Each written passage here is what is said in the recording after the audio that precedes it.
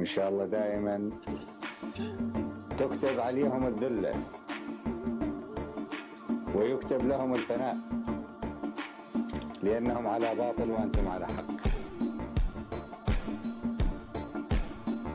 ليس لكم مع الشعوب إلا أن تريدون أن تعيشوا أعزاء أحرار كما ولدتكم أمهاتكم، ولكن كانوا مع الأسف مطية للأجنبي، وقد انكشفوا بسرعة وانكشف تعاملهم مع الكيان الصهيوني، وانكشف تعاملهم مع كل قوى الظلام ضد الأمة العربية وضد العراق. كانوا يتصورون أنه بإمكانهم أن يضعوا السلاسل في رقابكم ويأخذوكم إلى طهران ويلحقون العراق كضيعة صغيرة تابعة إلى بلاد فارس، ولكن خيبتم ظن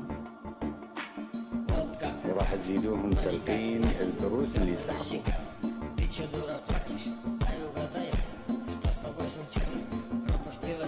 من عرفنا أنتم في هذا المكان قلنا هذه فرصة أن نشوفكم مجتمعين، لأنه ما بإمكاننا لو كنتوا أنتم في خط التماس في قاطع من قاطع العمليات ما كان بإمكاننا أن نجمعكم كما هو الحال الآن.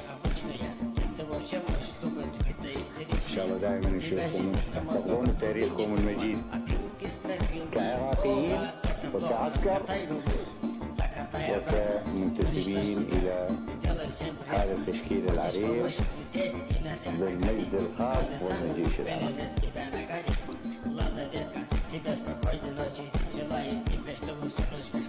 حياكم الله، إن شاء الله نشوفكم بعد المعركة أيضا وتكونون تقولون خاوة النزيع. لذلك احنا واثقين إذا ما احتاجوكم إخوانكم للكون راح تكونون مثل ما كنا دائما نسمعه. مو هيك يا رجال؟